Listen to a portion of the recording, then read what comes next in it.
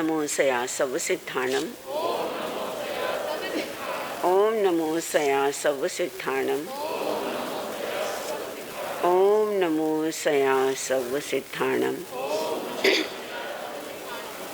सर्वप्रथम श्रमणी संस्कृति के अमर देवता, पुरुषार्थ के प्रतिपादक आराध्य प्रभु भगवान महावीर के चरणों में कोटि कोटि वंदन। प्रतिपल वंदनीय मम आराध्या पूज्या गुरुनी मैया के चरणों में मेरा भाव भरा वंदन। पाठ पर विराजित प्रवर्तिनी मेवाड़ गौरव डॉक्टर श्री चंदना जी महाराज साहब के चरणों में मेरा भाव भरा वंदन। विश्व के समस्त ऊर्जा पुरुषों के चरणों में शत वंदन। धर्म सभा में उपस्थित भाइयों एवं बहनों, एक सिद्ध स्तोत्र कह दो या सिद्धहस्त छंद कह दो, ऐसा मंगलमय अनुष्ठान आपके सामने करवाया गया। कहा गया है, गुरुओं के द्वारा सुना गया है कि इस छंद का पाठ अगर 12 बजे से 12:15 बजे तक या 12 से 12:30 तक अगर इसका पाठ किया जाए, इसका अगर अनुष्ठान किया जाए, इसकी अगर साधना की जाए, परिवार में अगर कोई भी कष्ट है या परिवार में अगर कोई भी बीमारी है या परिवार में आपस में क्लैशेस या झगड़े हैं या परिवार के अंदर अगर शांति नहीं है, अगर परिवार का कोई भी मेंबर आपस में खुश नहीं है, ऐसी विषम परिस्थितियों में अगर इसका 12 से 12:30 तक इसका अनुष्ठान किया जाए तो परिवार के अंदर शांति, प्रसन्नता और आनंद और जो मार्ग में रुकावट और परेशानी है वो निकलती है। 24 तीर्थंकरों में से एक ही तीर्थंकर ऐसे हैं कि जिसने जन्म से पहले अपना प्रभाव, अपनी ऊर्जा का प्रभाव पूरी दुनिया को दिखाया। च्यवन कल्याणक जिसका हो चुका था, लेकिन जन्म कल्याणक जिसका नहीं हुआ, उससे पहले उन्होंने मृग की बीमारी को शांत किया। ऐसी ऊर्जा रखने वाले शांतिनाथ का स्मरण दूसरा सभी तीर्थंकरों से, अगर किसी का विशाल परिवार है तो किसका है? शांतिनाथ भगवान का है, जो तीर्थंकर भी हुए और क्या हुए? चक्रवर्ती भी हुए। उत्तराधीन के 11वें अध्याय के अंदर, उत्तराधीन के 18वें अध्याय के अंदर एक गाथा आती है। समय के साथ उस गाथा का भी अनुष्ठान आपसे करवाया जाएगा, लेकिन उसका समय थोड़ा पहले लिया जाएगा। चैता भारम वासम चक्रवट्टी महिडियो संति संति करे लोए पत्तो गई मणुत्तरम। एक महान रिद्धि वाला जिसका परिवार बड़ा था, जिसका राज्य का विस्तार बड़ा था, जिसकी धन और समृद्धि की कोई तुलना नहीं की जा सकती, दीक्षा लेने के पश्चात जिसका साधु परिवार, साध्वी परिवार, श्रावक परिवार और श्राविका परिवार, धर्म संघ भी जिसका विशाल रहा, ऐसे शांतिनाथ भगवान का अगर इस छंद का पाठ किया जाए या ओम शांति सिर्फ इतना सा स्मरण किया जाए, या आपने एक गीत सुना होगा जिस गीत के लिए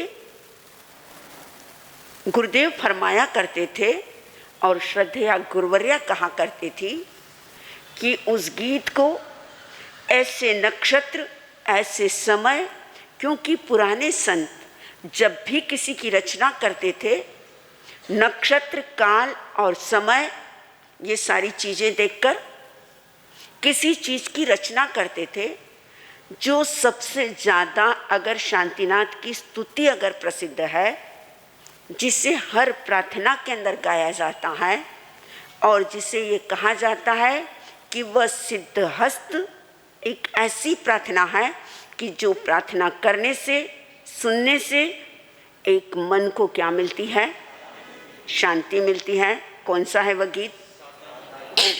साता की जो जी, साता की जो जी, श्री शांतिनाथ प्रभु शिव सुख दी जो जी, साता की जो जी। कितना सुंदर शब्दों की संयोजना देखो, भावों की अभिव्यक्ति देखो, और श्रद्धा और भक्ति से आपूरित स्वर अगर देखो। साता की जो जी, स्वयं के लिए शांति, औरों के लिए शांति और पूरे विश्व के लिए शांति, जिसका स्मरण से मृगी जैसी बीमारी, बोलो, शांत होती है। जिस समय मां के गर्भ में थे तब भी मृगी की बीमारी शांत हुई, और आज भी उस नाम में इतनी शक्ति है। श्रद्धा, आस्था और विश्वास से अगर कोई व्यक्ति शांतिनाथ का जाप करता है, मृगी, फिट, हिस्टेरिया, ये बीमारी आज भी शांत होती है। श्रद्धेय गुरुदेव जैन दिवाकर चोथमल जी महाराज, जब भी उनके पास इस बीमारी से पीड़ित आया, इस साता की जो जी, इस तवन से, उनके चरणों के स्पर्श से कईयों की बीमारी उन्होंने ठीक की। ये आप उनके जीवन परिचय में आप पढ़ सकते हैं कि उन्होंने कईयों की कैसे इस बीमारी को ठीक किया। जबकि गुरुदेव जैन दिवाकर चोथमल जी महाराज कोई यंत्र, मंत्र, तंत्र, डोरा, धागा, इन किसी भी चीज़ों में कोई विश्वास और बिलीवनेस नहीं करते, लेकिन उस संत की साधना ही इतनी महान थी कि जिस पर उसने नज़र उठाई और जिसको उसने आशीर्वाद दिया, उसकी नैया पार लग गई। लेकिन घड़ी में 10:05 हो रहे हैं, जरा मैं किसे याद कर लूँ? हाँ, चर्चा हम किसकी कर रहे हैं? वार, सुधारे परिवार। 7 वार और 8वां वार कौन सा है? परिवार। अगर 7 वार अच्छे तो परिवार अच्छा, परिवार अच्छा तो 7 वार अच्छे। अगर 7 वार बिगड़े तो परिवार बिगड़ा, और परिवार बिगड़ा तो आपको 7 वार भी बिगड़ जाएंगे। तो आइए, सोम, मंगल, बुध, कल हमने किसकी चर्चा की थी? बुधवार की। लेकिन एक बात याद कर रखना, क्योंकि आप संसारी हो, आप हमारे जैसे तो क्या बने नहीं? बोलो, साधु तो बने नहीं, संत तो बने नहीं। दुनिया में रहते हुए, संसार में रहते हुए, संसार के कार्य तो करोगे या नहीं करोगे? कि मेरे जैसे ही गोचरी लाकर गोचरी करोगे? नहीं। अगर करोगे तो लोग बोलेंगे हाँ साधु हो क्या। तो संसार में रहते हुए संसार के कार्य करते हो। इसीलिए बता रही हूँ कि जब भी अगर आप कोई वाहन खरीदे, गाड़ी खरीदें, मंगलवार के दिन कभी भी वाहन का क्रय विक्रय ना करें। अगर आपने क्रय किया, अगर आपने कोई वाहन खरीदा, तो याद रखना उस गाड़ी का 99% एक्सीडेंट होगा। मंगलवार को गलती से उधार ले नहीं, और बुधवार को गलती से उधार दे नहीं। अगर आपने मंगलवार को उधारी ली या बुधवार को दी, पैसा क्या हो जाएगा? मेरी अधूरी बात को सारी भंडारी जी पूरी कर देते हैं कि पैसा डूब जाएगा। रविवार हो और हस्ता नक्षत्र हो और आपने अगर कर्जा ले लिया तो याद रखना वह कर्जा हाथी की तरह हो जाएगा कि इस जिंदगी के अंदर उस कर्जे को चुका नहीं पाओगे, क्योंकि वारों का महत्व, नक्षत्रों का महत्व और दिन और समय का बहुत महत्व होता है। लेकिन हम कई बार इन बातों को जानते नहीं। लोग कहते हैं महाराज साहब हमने पैसा दिया था और सामने वाला दे नहीं रहा है। गलती किसकी थी? आपकी थी कि आपने गलत दिन किसी को पैसा दिया या आपने गलत दिन पैसा लिया। लेकिन बैंक के अंदर अगर आपको पैसा एफडी करवाना है या रखना है, अगर आप बुधवार के दिन बैंक में पैसा जमा करोगे तो पैसा आपका कैसा रहेगा? सेफ रहेगा और मल्टीप्लाई होगा। तो आइए, बुधवार किसका प्रतीक है? बुद्धि, स्मृति, मेमोरी और गति। गति अर्थात यात्रा। सर्वैति चरवैति, चलते रहो। जिस व्यक्ति का बुद्ध अगर अच्छा है, अगर जिसका बुद्धि कन्या राशि के अंदर है, उच्च का बुद्ध है, ऐसा व्यक्ति बुद्धिमान भी होगा, प्रतिभाशाली भी होगा, आईएएस आईपीएस बनने जैसा होगा। और वह हमेशा कैसे रहेगा? घूमता रहेगा। संतों का बुद्ध कैसा रहता है? घूमते हुए रहते हैं, क्योंकि साधु तो रमता भला दाग न लागे कोई। क्योंकि साधु कैसे अच्छे लगते हैं? चलते हुए अच्छे लगते हैं, घूमते हुए अच्छे लगते हैं, क्योंकि उनमें गति चाहिए। गति होगी तो साधु की कीमत होगी। अगर वह एक स्थान से दूसरे स्थान गए और साधु किसी एरिया के अंदर ही अगर रुक जाए, जैसे रायचूर अगर मुझे बहुत अच्छा लगा और मैं यहीं रुक जाऊं, तो बोलो रायचूर वालों क्या करोगे?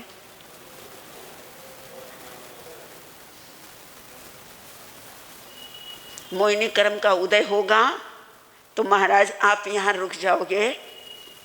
कितना सही जवाब दिया कि महाराज आपका मोहिनी कर्म का उदय, लेकिन याद रखना मेरा ऐसा कोई कर्मों का उदय नहीं है। कोई कितना भी अच्छा लगे, लेकिन अरे जब जिस घर का मोह नहीं किया, जिस परिवार का मोह नहीं किया, तो आपका क्या मोह करूं? आइए, ऐसा बुद्ध जो बुद्धि को देने वाला है, जो यात्रा को देने वाला है, और जिस बुधवार के लिए ओम ह्रीम श्रीम विमलनाथाय नमः का अनुष्ठान किया जाए। और भी बहुत सारी बातें हैं, लेकिन हर बात बताई नहीं जा सकती, क्योंकि सुनने वाला किस भाव से सुन रहा है ये मुझे पता नहीं। लेकिन बुद्ध से अगर आगे बढ़े तो आज वार किसका है? गुरु। गुरु का हाथ जिसके सर पर हो, उसके सारे ग्रह क्या हो जाए? बोले, कहा जाता है 9 ग्रह अगर प्रतिकूल हो जाए, सारे ग्रह अगर प्रतिकूल हो जाए, लेकिन एक गुरु का अगर अनुग्रह मिल जाए तो सारे ग्रह क्या हो जाए? अनुकूल हो जाते हैं। एक गुरु का आशीर्वाद, एक गुरु का सहारा, एक गुरु ने अगर आपका हाथ थाम लिया तो नैया पार लग जाती है। गुरु अगर अर्जुन माली का हाथ थामते हैं, गुरु अगर हरकेशी का हाथ थामते हैं, गुरु अगर एवंता का हाथ थामते हैं, गुरु अगर वाल्मीकि का हाथ थामते हैं, गुरु अगर उंगली माल का हाथ थामते हैं, तो वे भी अरे तिर जाते हैं। याद रखना, गुरु व्यक्ति नहीं होता, गुरु एक शक्ति होती है, गुरु एक ताकत होती है। ऐसा गुरु अगर आपका केंद्र के अंदर बैठा हुआ है, जन्म कुंडली के अंदर, कितनी भी मुसीबत आ जाए, कितनी भी परेशानी आ जाए, लेकिन आपका गुरु आपको क्या कर देगा? बचा देगा। आपने कई बार देखा होगा, कई बार सुना होगा कि कोई व्यक्ति के परिवार में कितनी भी मुसीबत आ जाए, कितनी भी परेशानी आ जाए, लेकिन फिर भी मिनटों के अंदर, महीनों के अंदर वह परेशानी क्या होती है? शांत होती है, और वो व्यक्ति ऐसा लगता है कि इसको कोई टेंशन आया ही नहीं था। ऐसा क्यों होता है? क्योंकि गुरु की कृपा है, गुरु ग्रह उसका अच्छा है। अगर गुरु ग्रह अगर अच्छा नहीं है और गुरु की कृपा नहीं है तो नैया नहीं तिर पाएगी। एक बात हमेशा ध्यान रखना, गुरु पर श्रद्धा रखो। ग्रह की बात नहीं कर रही हूँ, किसकी बात कर रही हूँ? गुरु पर श्रद्धा रखो, गुरु पर विश्वास रखो, गुरु की भक्ति करो, गुरु की सेवा करो, तो निश्चित है आपकी जन्म कुंडली के अंदर कितना भी बेकार गुरु रहा, चाहे वह मृत्यु स्थान में हो, चाहे वह शत्रु स्थान में हो, चाहे व्यय स्थान में हो, लेकिन फिर भी वह आपको क्या नहीं देगा? प्रॉब्लम नहीं देगा। और गुरु के साथ, गुरु जहाँ पर जिस व्यक्ति का अच्छा होगा उसकी वाणी भी कैसी होगी? प्रभावशाली होगी, क्योंकि गुरु का स्थान वाणी पर है। जिह्वा पर दो व्यक्तियों का स्थान है, एक गुरु का और एक सरस्वती का। जिस व्यक्ति का गुरु अच्छा है उसकी वाणी कैसी होती है? प्रभावशाली। और हमारी तो पूरी गाड़ी किससे चलती है? बोलो। एक बोल रहा है व्याख्यान से चलती है, और बोलो। वाणी से चलती है, और बोलो। काश अगर संतों के पास, काश अगर आपके गुरुओं के पास, काश अगर इन मुनियों के पास महावीर की वाणी नहीं होती, जिन वाणी नहीं होती, आगम वाणी नहीं होती, तो प्रवचनों का कोई आधार नहीं होता।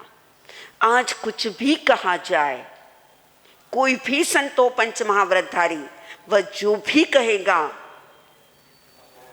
किसका है? भगवान महावीर ने कहा, गणधरों ने सुना, गणधरों ने कहा, पूर्वधारियों ने सुना, पूर्वधारियों ने कहा, व आचार्यों ने सुना। और आज हमारे पास हम जो सुन रहे हैं, हम जो पढ़ रहे हैं, वह क्या है? महावीर वाणी। और मैं आपको बताऊं, गुरु गोविंद सिंह जो सिख धर्म के 10वें गुरु हुए, जब वे इस दुनिया से जाने लगे, तब भक्तों ने पूछा आपके बाद 11वां गुरु कौन होगा? तब गुरु गोविंद सिंह ने कहा, मेरे जाने के बाद सिख धर्म के अंदर अब कोई भी क्या नहीं होगा? गुरु नहीं होगा। क्योंकि अब अगर गुरु हुए तो लोगों की मानसिकता बदलेगी और गुरुओं के नाम पर आपस में झगड़ेंगे। अब जो भी होगा गुरु की वाणी रहेगी और वही तुम्हारी गुरु रहेगी। आज सिख धर्म के अंदर सिर्फ गुरु ग्रंथ साहिब जो गुरुओं की वाणी है वही उसके अंदर उपलब्ध है, वही उनका मंदिर, वही उनका पूजा, वही उनकी अर्चना, वही उनकी साधना, वही उनका गुरु। जो कुछ है वह क्या है? गुरु की वाणी है, गुरु ग्रंथ साहिब है। इसलिए सिख धर्म में जल्दी से क्या नहीं होते हैं? झगड़े नहीं होते। घड़ी के अंदर 10:15 बज गए, प्रवचन का समय हो गया। तो आइए, कल क्या वार है, हम और आगे गुरु की भी बात करेंगे, चर्चा करेंगे। आज अपने शब्दों को यहीं विराम दें।